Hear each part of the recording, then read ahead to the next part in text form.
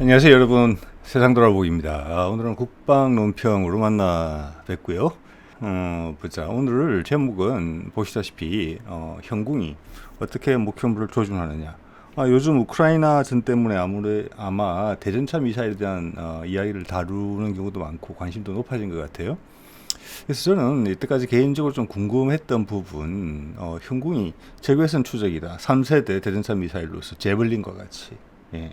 그런데 정확하게 어떻게 조준은 되는지, 거기서 적외선 추적, 적외선 탐색기가 어떻게 작동되는지, 그거에 대해서는 정보를 좀 찾기가 어려웠어요. 예. 자, 그 부분에 대해서, 알려진 사실들을 바탕으로, 그리고 해외 미사일, 같은 유형의 제블린을 바탕으로 현궁이 어떻게 목표물을 찾아가는지에 대한, 제 가설? 추정? 이런 이야기를 좀 해보려고 해요. 그리고 이게 뭐 사실과 다르다 할지라도 뭐 LIG에서 개발한 건데 업계분들이나 또는 직접 운용하는 장병들이 보기에는 웃기는 이야기다, 좀 틀리다 이런 이야기가 나올 수 있는데, 그렇지만 우리 일반적인 우리 아마추어 군사 분야 매니아들 입장에서는 비록 오늘의 제 이야기가 틀리더라도 전체 무기 체계를 이해하는데 적외선 센서라는 것이 무엇이며 대전차 미사일이 무언가에 대해서 이해도를 높이는 계기가 될 거라는 데는 의심의 여지는 별로 없습니다. 그럼 자 해볼게요. 자, 이게 뭐 현궁이죠. 2017년도부터 배치가 됐으니까 3세대 대전차 미사일 중에서는 거의 최신형입니다. 예. 오늘은 뭐 세대나 이런 거에 대한 이야기는 안 하겠고 조준 부분에 대해서 집중해서 말씀을 드려보겠습니다. 그래서 제블린도 같은 3세대 대전차 미사일이고, 우리는 어떻게 보면 제블린과 스파이커, 이스라엘의 스파이커 또 다른 3세대 미사일이죠. 그의 장점을 취합한 것으로 보여요. 그래서 뭐 제블린보다는 나온 지가 2, 30년 이후에 개발됐기 때문에 당연히 제블린하고 동등 이상의 능력을 가지고 있다고 평가를 받는 건 어떻게 보면 당연하죠. 예. 사거리는 아마 2.5km 이상으로 좀 보여요. 그리고 이제 이 적외선 영상 추적이라고 돼 있죠. 그래서 이거는 제블린과 같아요. 원리는. 그래서 말이 다 중요합니다. IR이 있고 IIR이 있는데, 여기가 이미지 인프라레드 영어로 그렇거든요. 그래서 적외선 영상, 적외선도 중요하고 영상도 중요합니다. 자, 오늘 거기에 대한 이야기를 해보려고 하고, 먼저 이 그림을 보고 하나 설명드릴 거는, 이제 보통 차량에 거치하고 20여 킬로 되기 때문에 평소에 들고 다닐 수는 없어요. 그래서 보통 소형 전술 차량에 가지고 다니다가 되게 탱커가 예상되거나 보이거나 하면은 운용병들이 내려서 이걸 도수로 운반해서 매복을 하는 그런 개념으로 운용되는 것입니다. 그리고 앞에 보면 이제 조준기가 있고 뒤에 미사일이 체결될 수 있는 미사일 발사관이 있어요. 그래서 주요 부품이 두 가지예요. 예. 그래서 들고 다닐 때는 각각의 배낭을 넣어서 따로 들고 다닙니다. 그리고 발사하기 전에 두 개를 결합하게 되는 것이죠. 그거는 뭐 금방 결합이 됩니다. 자, 일단 기본적인 구조는 그렇고, 자, 이 LIG에서 가져온 이제 현궁의 특징인데, 이게 뭐 3세대 미사일의 대전차 미사일의 전형적인 특징들을 가지고 있죠. 발사원 망각, Fire and Forget이죠. 예전 같았으면은 2세대까지는 미사일을 발사하고 미사일이 적 전차 목표물에 맞을 때까지 조준을 해야 됐죠. 그럼 사수가 도망갈 수가 없죠. 미사일보다는 전차포가 훨씬 속도가 빠르기 때문에 그걸 적 전차가 인지하고 우리 쪽으로 포탑을 넣어서 발사를 하면은 유도를 중단하고 이제 운용병들은 자리를 피해야 됩니다. 자, 이제 3세대에 오면 그럴 필요가 없다는 것이죠. 쏘고 몸을 피하면 된다는 것이고, 그러면 그 이후에 미사일이 자동적으로 락군이 되어 있는 상태에서 찾아간다는 거죠. 예. 그 다음에 보면은 이거는 이제 제가 일부러 노란 동그라미를 해놓은 이유는 인터넷에 보면은 이 조준이 가시광선이다, 이 포함되어 있다 안 돼 있다, 이런 이제 이야기들이 왔다 갔다 하는데 일정하지가 않아요. 이건 LIG 홈페이지에서 가져온 정보거든요. 가시광선과 열영상 두 개를 다 가지고 있다는 거예요. 열영상은 IR을 의미합니다. 적외선. 예. 그래서 가시광선이 어떤 식으로 하느냐, 가시광선과 열영상을 두 개를 한꺼번에 쓰기 때문에 더 효율적이다. 그것은 이제 특히 주간에 그렇겠죠. 야간이 아니라. 야간에는 가시광선이 별로 도움이 안 되니까. 예. 하지만 주간의 경우에는 두 개를 같이 쓴다는 거죠. 두 개 받은 이미지를 같이.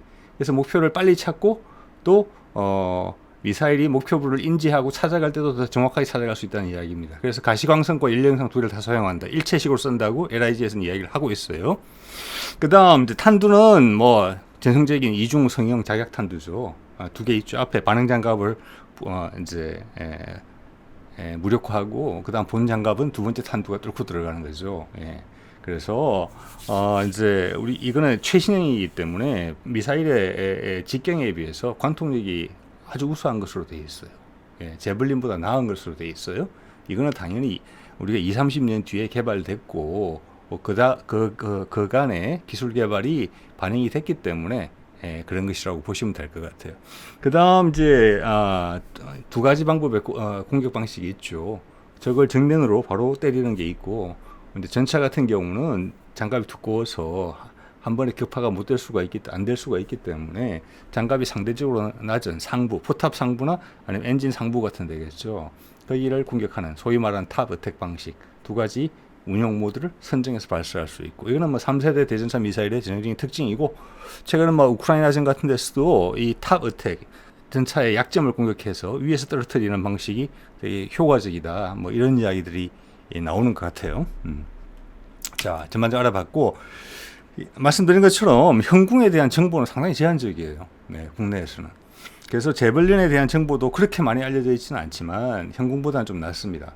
그래서 오늘 이제 현궁이 목표를 찾고 추적하는 방식에 대한 이야기는 제블린에 대한 이야기를 많이 참고하겠습니다. 제블린은 말씀드린 것처럼 96년부터 배치가 되기 시작했어요. 그러니까 뭐 20년 차이가 나죠, 현궁이랑. 예. 자, 이 부분 오늘 가격이 몇 가지 제 추정에 있어서 큰 실마리를 줘요. 예. 볼게요. 이거는 거의 사실에 가까운 것 같습니다. 미사일 자체는 8만 달러. 미사일 한 발은 즉 1억 원 정도 하는 거예요. 환율 따라 왔다 갔다 하지만, 근데 놀라운 게 조준기, 아무것도 아닌 것처럼 보이는 조준기가 20만 달러예요. 그래서 합이 약 3억 원 좀 넘는 거예요. 예. 저 미사일보다 조준기가 3배가량 더 비싸요. 예. 여러분의 예상과 다르다? 이렇게 느끼시는 분들이 많을 겁니다. 예. 저 병사가 이게 20여 킬로 되잖아요. 무겁잖아요. 급히 모든 걸 버리고 도주를 해야 되는 입장에 처하면 미사일은 버리고 조준기만 들고 가야 돼요. 조준기가 가벼울 뿐더러 가격도 훨씬 비싸기 때문에 저게 더 중요한 겁니다. 왜 그럴까? 그것에 대한 대답이 우리 현궁이 어떻게 목표물을 조준하느냐, 그거하고도 상관이 좀 있습니다. 가격 조준기가 훨씬 더 비싸다는 거 한 3배가량 기억해 두시기 바랍니다. 자, 그럼 현궁은 볼까요? 이것도 인터넷에서 정보들이 왔다 갔다 하는데 오늘 교통정리가 될지 모르겠네요. 1억 원이라는 말들이 있어요, 한 발에. 그러면서 제블린은 3억이다. 그래서 3분의 1 가격밖에 안 된다. 그래서 막 쏜다. 저렴하기 때문에 이런 이야기가 있는데, 앞에서 말씀드린 것처럼 3억이라고 말을 할 때 제블린 가격에 대해서 그거는 전체 세트의 가격이에요. 미사일하고 조준기가 3배 정도 더 비쌌죠. 그러면 현궁이 한 발에 1억이다. 미사일이 1억일 리가 없습니다. 왜냐하면 제블린이 미사일이 1억이거든요. 우리 건 저렴하죠, 훨씬 더 합리적으로 가격이. 그러면 현궁이 한 발에 1억이다. 제블린은 3억이다 말할 때는 현궁도 세트를 이야기를 하는 겁니다. 세트를. 한 세트, 미사일과 조준기를 포함해서 1억이다라는 뜻이에요. 예. 저는 그렇게 판단이 되고, 앞서 제블린의 가격 대비 비중이 있었죠. 미사일과 발사대, 조준기. 그걸 그대로 적용해 보면은 대략적으로 유도탄, 왼쪽에 보이는 미사일은 한 발에 3천만 원 정도, 그리고 발사 장비는 7천만 원 정도 된다. 이 발사 장비가 당연히 더 비싸다. 예. 아까 제블린의 경우처럼 그걸 물론 당연히 그걸 적용해서 계산을 한 거니까요. 그래서 마구 쏴제 낀다 할 때 현궁을 한 발에 1억짜리를 마구 쏴제 끼는 건 아니다라는 말씀을 드리는 겁니다. 2, 3천만 원대일 가능성이 높다. 저는 개인적으로 그렇게 추정을 해봅니다. 그럼 발사 장비가 왜 비싸냐? 뭐 이런 이제 생각이 들게 되는 거죠. 자, 그러면 볼까요? 제블린의 상황에서 보면은 이제 설명인데, 여기 보면은 몇 가지 중요한 정보들이 제시가 되고 있어요. 자, 저기 전차가 나타났다, 발견했다. 자, 조립을 하자. 미사일과 조준기를. 그 조립하는 데는 20초밖에 안 걸린다는 이야기를 오른쪽 밑에 이야기를 하고 있어요. 그건 충분히 이해가 되죠. 끼우는 거니까. 체결하는데.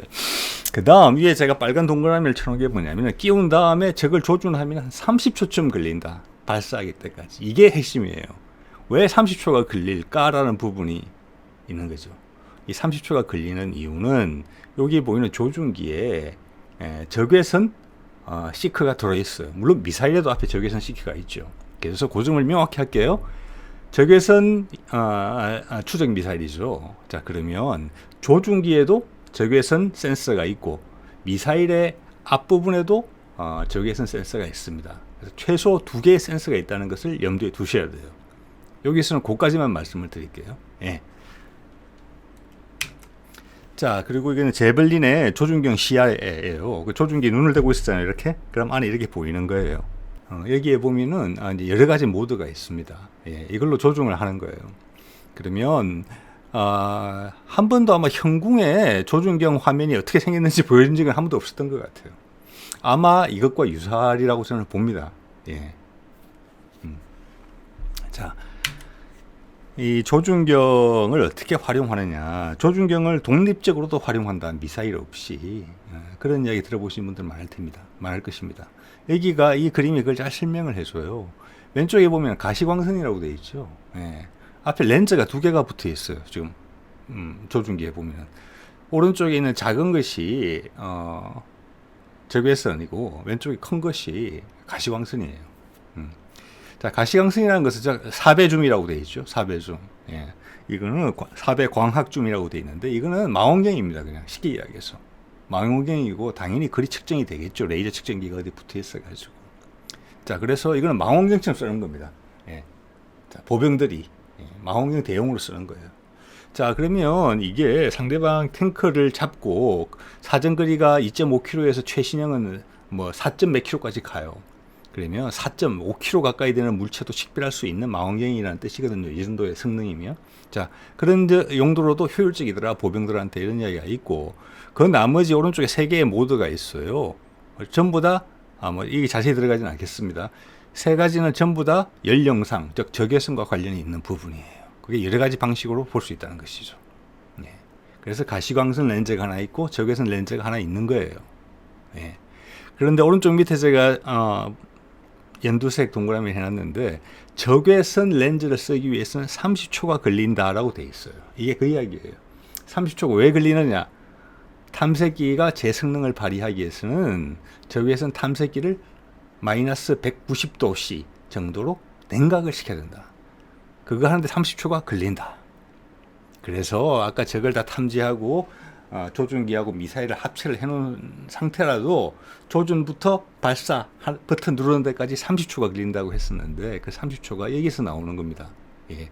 즉, 이 조준기에는 냉각형 적외선 탐색기가 달려있고 그거는 적외선 탐색기로서 대부분의 군용에 쓰이는 방식이에요.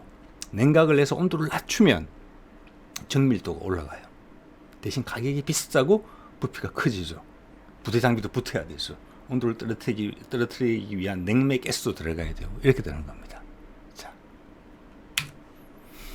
자, 그래서 좀 전에 말씀드린 것처럼 이 조준기에 보시면 이거 여전히 이제 제블린입니다. 적외선 IR 렌즈가 있고 이 작은 거 왼쪽에 가시광선 렌즈가 있죠. 그 적외선 렌즈를 사용하기 위해서는 밤 같은 경우겠죠. 예, 냉매를 이용해서 30초 정도 식혀줘야 된다. 예, 이 이야기고. 그 밑에 있는 노란색 실린더처럼 원통형으로 생긴 저 통이 냉매가 들어가는 통이에요. 그러니까 뭐 보온통이죠. 보온병 같은 거죠. 그게 냉매가 들어있다가 확 뿜어서 센서를 식히는 겁니다. 짧은 시간 내에. 그게 30초 걸린다는 거죠. 그럼 제 성능을 발휘하는 거죠. 예. 자, 그리고 여기서 이제 하나 소개시켜 드릴 것은 우리나라에서 현궁에도 지금 적외선 센서가 들어가고 또 보면은 함정에서 쓰는 해궁에도 적외선 센서가 들어가요. 그리고 우리가 앞으로 개발하게 될 단거리 공대공 미사일 사이드 와인더 같은 거 있죠. 거기도 적외선 추적이죠. 그리고 우리가 개발 중인 LSM 미사일 있죠. 예, 거기에 대탄도탄 요격 유도탄은 앞에 센서가 고성능 IR 센서입니다. 그거는 사드도 마찬가지고요. 우주 공간에서 쓰는 거죠. 예, 거기도 IR 센서가 들어갑니다. 그리고 인공위성에도 IR 센서가 들어가요. 그게 제가 보기엔 거의 국산화가 된 것 같아요. 이게 소개해드리는 회사가 그 회사입니다. i3 시스템이라고 카이스트에서 갈라져 나온 벤처 기업이에요. 여기서 그걸 다 국산화를 시켰어요. 대단한 거죠. 예. 지금 보시는 게 그 IR 센서예요. 이게 말하자면 디지털 카메라에 들어있는 CCD예요. 디지털 필름이죠. 그 디지털 카메라에 들어있는 것은 가시광선에 반응을 하는 거지만 이거는 가시광선보다는 이제 파워가 약한 적외선이잖아요. 빨주노초 파남부에서 빨간색이 제일 이제 힘이 적거든요. 그거 바깥에 있는 거, 그거보다 더 힘이 적은 거, 우리 눈에는 안 보이는 거, 그죠? 예, 그렇지만은 그에 감응하는 물질이 있는 거, 그걸로 만들어진 게 이 적외선 센서예요. 예, 크기도 뭐 가로 1cm, 세로 1cm. 그리고 지금 그림 속에 보여주는 거는 이 2017년도 영상인데 화소가 32만 화소가 들어있다는 거죠. 예, 이게 국산화가 됐어요. 이게 아마 이 회사가 우리 신궁 있죠. 휴대용 대공 미사일. 거기에 적외선 센서가 들어가거든요. 그걸 국산화하는 과정에서 처음으로 이 회사가 등장을 했고, 그때 LIG랑 협업하면서 국산화가 처음으로 시작된 거예요. 예, 그게 2000년 3, 2004, 2005, 막 이때쯤이었을 거예요. 그 이후로 계속 기술 개발을 하면서 지금은 선진국 수준까지 따라온 거예요. 저게 있었기 때문에 우리나라가 모든 미사일들을 개발하게 된 거예요. 왜냐하면 미사일들에 따라 좀 다르겠지만 미사일 가격의 20-30% 정도를 앞에 있는 탐색기가 차지합니다. 그게 적외선 탐색기든 레이더 탐색기든 간에 이게 고가의 품목이고 핵심 부품이에요. 외국에 수출 안 하는 기술입니다. 그리고 전 세계 6개국만이 이 기술을 가지고 있어요. 그거 우리가 해낸 겁니다. 이게 국산화 시켰기 때문에 우리 미사일 형궁이 저렴해질 수 있고 성능이 제블린을 동등 이상으로 추월할 수 있었던 거예요. 다른 미사일도 마찬가지일 것이라고 추정해 볼 수가 있어요. 예. 자, 이게 보면은 이제 냉각형 적외선 센서, 이 i3 시스템에서 이제 가져온 건데 벌써 여러 가지 종류가 있어요. 이게 뭐 쉽게 이야기하면 감도가 다른 것 같아요. 감도가 다르고 요구되는 감도가 다 다를 거 아니겠습니까? 무기 체계에 따라서 가격도 감도가 올라가면 비싸겠죠. 여러 가지가 있다. 예.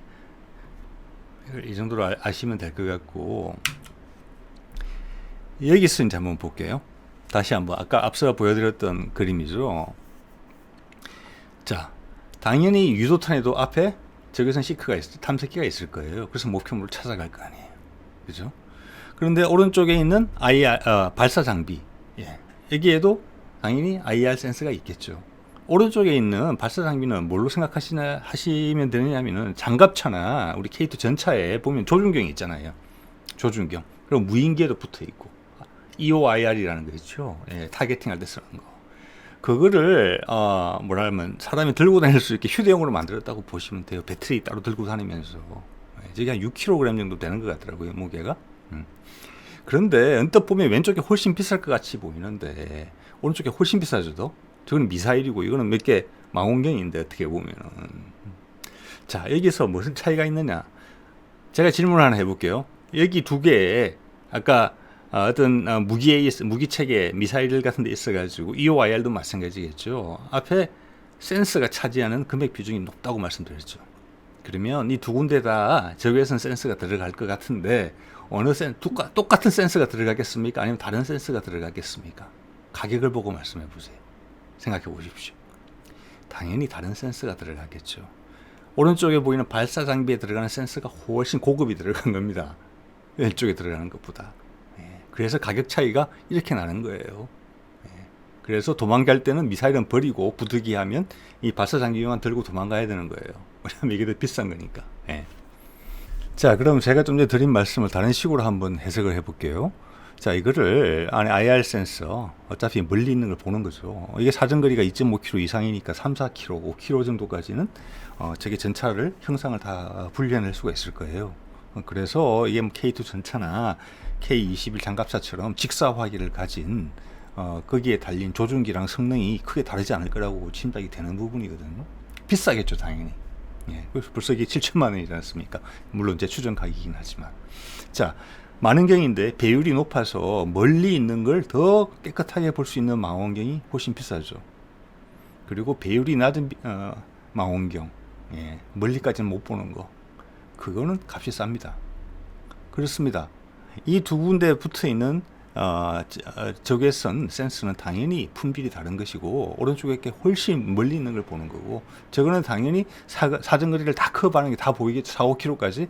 왼쪽에 있는 유도탄에 붙어 있는 유도탄의 머리 꼭지에 붙어 있는 앞머리에 붙어 있는 적외선 센서는 훨씬 짧은 거리를 본다는 겁니다. 그렇게 해석이 돼요. 그게 오늘 제 추정의 핵심입니다. 예. 자, 그러면 이 사실들을 가지고 발사 단계가 어떻게 이루어지는지를 한번 생각해 볼게요.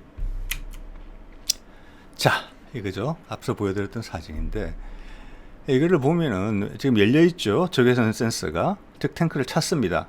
자, 찾기 전에 30초 정도 시간이 걸리겠죠. 냉매를 이용해서 저 센서를 식혀야 되니까 영하 190도까지. 예. 근데 가만히 보시면은 이게 있어요. 이 지금 밑에 있는 렌즈가 바라보는 방향하고 미사일 본체가 바라보는 방향이 좀 달라요. 그리고 미사일 본체가 앞부분이라는 것은 적외선 센서가 있는 부분이 안으로 들어가 있어요. 이렇게. 물론 안에는 짐볼이 있어가지고 이게 움직인다고 해요. 그렇지만 사각이 생기지 않을 수가 없어요. 즉 이거는 발사할 때는 저 센서가 직접 미사일의 센서가 목표를 직접 보지 않아도 된다는 것을 의미한다고 해석을 합니다. 그것을 직접 보는 것은 지금 사수가 조준하는 조준기에 달린 더 고성능인 IR 센서가 보는 거고 거기서 락곤이 되는 거예요. 자, 그러면 그 락곤 정보를 미사일에다가 전달하는 겁니다. 이 정도 지점에 이런 모양을 가진 게 있어. 그래서 적외선 탐색기가 아니고 적외선 영상 탐색기라고 하는 겁니다. IR이 아니고 IIR입니다. 락곤을 하면서 겨냥을 하면 조준기로 그 물체의 모양이 입력이 되는 겁니다. 그래서 컴퓨터가 분석을 하는 겁니다. 아, 이 모양은 이렇게 생겼고 대충 여기서 이렇게 움직이고 있어. 예. 그 모양이 입력되는 거죠. 그래서 우리가 카메라에 있는 그런 기능들이 있죠. 사람의 얼굴을 쫓아다니는 거. 그래서 사람의 윤곽을 이해를 해서 사람이 앞으로 움직이거나 뒤로 움직이면 초점이 안 맞죠. 자동으로 따라다니죠. 예. 그리고 고급 스포츠용 카메라 같은데도 빨리 그걸 초점을 맞추면서 따라가죠. 그런 기능들이 이게 들어있는 겁니다. 즉 탱크의 형상이, 목표의 형상이 입력이 돼서 그게 전달이 되는 겁니다. 미사일에 있는 컴퓨터한테. 예. 즉 미사일에 들어있는 적외선 센서 최대 사정거리에서는 상대방을 볼 수도 없을 거예요. 그래서 각기차가 나는 거죠. 그래서 여기 보면 제가 INS라는 설명을 드렸어요. INS라는 것은 관성 항법 장치죠. 발사자로부터 미사일의 현재 위치를 파악하는 기능을 수행합니다. 예. 그래서 처음에는 당연히 거리 정보가 들어갔을 거예요. 고도 정보도 들어가고 그리고 영상 정보는 받아가지고 마음속에 품고 있죠. 미사일이. 그래서 발사자가 발사를 하면 거기에 입력되어 있는 좌표를 향해서 처음에 날아간다고 봐요. 여기부터는 이제 거의 100% 추정인 거죠. 예, 그 좌표를 향해서 날아간다고 봅니다. 예. 미사일이 날아갈 때 이렇게 날아가기도 하고 탑 어택을 하면 높이 떠야 되잖아요. 예. 그러면서 어느 정도 거리에 가까워지면은 미사일 자체 내에 있는 적외선 탐색기가 가동을 하면서 목표물을 찾는 거죠. 왜냐하면 그 방향으로 지금 쐈으니까 그 방향으로 가고 있는 것이죠. 조준기에서 받은 정보를 가지고. 이제 자기가 눈에 들어올 시점이 되면은 스스로의 탐색기로 찾는 거예요. 어딘가 보이겠죠. 그 방향으로 날아가고 있으니까. 짐볼이 막 움직이면서 찾겠죠. 예, 그 둘레 하고 위에 여유분을 둬서. 그러다가 그 모양이 아까 조준기가 나한테 전달해 준 그 물체랑 같은 게 있으면 그 목표를 쫓아가는 겁니다. 예, 그걸 대조해 가면서 조준기에서 받은 영상하고 내가 눈으로 본 영상 그리고 대략의 지점에 대해서는 정보를 받아 갖고 왔잖아요. 그래서 INS 항법 장치가 그 자리로 계속 나를 유도시켜 가고 있는 거니까. 예. 자, 이거는 유선 유도나 무선 데이터 링크가 없어요. 그래서 이거는 사수가 발사하고 나서 어떻게 더 이상의 지령을 줄 수가 없어요. 그리고 미사일이 자체적으로 파악한 정보가 이 사수한테 오지도 않아요. 예. 그래서 미사일 스스로 판단해야 되는 겁니다. 그래서 목표물을 스스로 찾아서 가는 거죠. 그 사이에 이제 사수는 사라지고 없죠. 줄 정보는 미사일에 다 줬고, 자기는 안전한 장소로 몸을 숨기겠죠. 자, 이것이 제가 생각하는 형궁이 상대방 목표를 조준해서 락곤을 하고 그 락곤한 정보를 미사일에 전달해서 미사일에서는 약간은 성능이 떨어지는 그렇지만 저렴한 센서가 그 정보만 받았다가 일단 하늘로 날아간 후 목표 지점에 가까이 가서 자기들이가 상대방을 가늠할 수 있는 거리가 되면 작동해서 자기가 정보를 받은 영상과 대조를 해서 목표물을 추적한다. 그리고 격파한다. 네. 이렇게 일을 하시면 될 것 같아요. 그게 제 추정입니다. 뭐 이해를 하시면 될 것 같은 게 아니고 제 추정이죠. 여러분은 참고하시면 될 것 같아요. 자, 이게 뭐 이제 형궁 미사일의 내부 모습인데 앞에 탐색기가 보이죠. 저기 이제 IR 센서 말씀드린 것처럼 조준기의 IR 센서보다는 조금 저렴한 거. 그래서 판단할 수 있는 거리가 조금 짧은 거. 성능이 조금 낮은 망원경. 아까 그런 비율을 말씀드렸었고 그 다음 보면 유도 조정 장치라는 부분이 있는데 저기에 저희가 말씀드린 INS 같은 게 들어있고 뭐 어떻게 보면 소형 컴퓨터 같은 게 들어있다고 봐야 돼요. 조준기에서 받은 영상을 저기 기억하고 있겠죠. 그래서 탐색기에서 들어오는 영상하고 비교를 하면서 가는 것이고 아까 말씀드린 항법 장치는 조준기가 나한테 지시한 그 목표로 날아가기 위해서 미사일은 스스로 내 자신의 위치를 정확하게 파악해야 되기 때문에 거기에 필요한 것이 INS다. 관성 항법 장치다. 다른 미사일에서도 그렇게 적용이 되기 때문에 제가 좀 말씀을 드립니다. INS라는 장비 항상 어디선가 보실 거예요. INS하고 GPS. 이거는 단거리이기 때문에 GPS까지는 없겠죠. 자, 그래서 아까 센서, 적외선 센서 영상 제조할 수 있는 나라가 전 세계 6개 나라밖에 안 된다고 말씀드렸죠. 그게 2017년 기준이에요. 그때 이 방송이 나왔기 때문에. 여기 보면은 영국, 유럽에 영국, 독일, 프랑스가 있고 이스라엘이 있고 그다음 미국, 그다음 우리가 된 거예요. 자, 그런 말씀드릴 수 있겠고 아까 영상 대조라는 말씀을 드렸죠. IIR. 영상, 즉 형체를 가늠한다는 거예요. 그걸 비교를 한다는 거죠. 그렇기 때문에 지금 이 상황이 뭐냐면은 개발 당시의 사진인데 앞에 가림막이 있는 거예요. 가림막에 가렸다가 표적이 다시 나타나는 겁니다. 그때 저게 형체를 목표물의 형체를 기억하고 있었기 때문에 저 짧은 기간에 다시 나타날 때 다시 비교해서 그걸 따라가는 거예요. 다른 곳으로 가는 게 아니라. 이게 제가 추정컨대는 영상과 형체 추적이 이게 가능한 것이다. 이번에 지난번에 꽤 유명한 동영상들을 보면은 중동에서 쓰는데 저기 오토바이를 타격을 하는데 오토바이가 시야에서 지형 때문에 가려졌다 나타났다 가려졌다 나타났다 하는데도 따라가서 결국에는 명중이 되는 그런 장면들 아마 보신 분들이 계실 겁니다. 그것도 이런 이유로 가능하다 이렇게 저는 이해가 됩니다. 네. 자, 이거는 마지막 슬라이드인 것 같은데 여기 사진 속에 있는 사람이 카이스트에 있다가 나와서 i3 시스템이라는 회사를 만들었고 오늘 주로 이야기한 적외선 센서 냉각형 그리고 비냉각형 그리고 국산화를 이룬 사람입니다.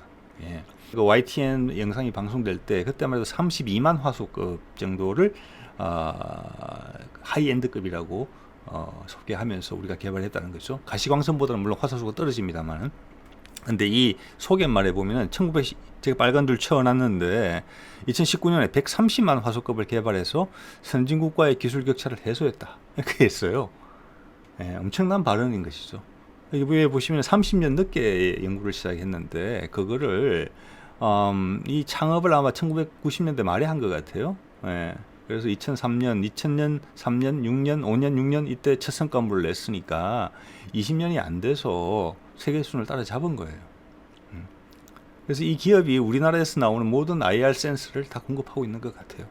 인공위성부터 형궁 미사일까지. 그리고 이제 지금은 추가로 비냉각 적외선 검출기 부분도 많고 이 점은 이제 상용으로서 가능성이 많은 부분인 것 같아요. 뭐 자율 운행부터 의료기기 등등. 여기서 보면은 전문 용어는 제가 잘 모르겠습니다만은 12 마이크로미터 피치 XGA급 화소 검출기를 미국 외 국가 중 처음으로 개발했다. 즉 세계에서 2등했다는 이야기를 하고 있는 겁니다. 그래서 오늘 형궁 적외선 추적기를 이용해서 어떻게 목표물을 찾는지에 대한 몇 가지 알려진 사실에 기반한 제 추정도 말씀드렸고 제가 이 자료를 보면서 준비하면서 제 나름의 또 수학이라고 하면은 이런 중소기업이 그런데 큰 역할을 하고 있다. 이런 부분들은 저도 상당히 인상적으로 봤습니다. 네. 자, 오늘 현궁 적외선 추적 이야기는 이 정도로 하겠습니다. 네.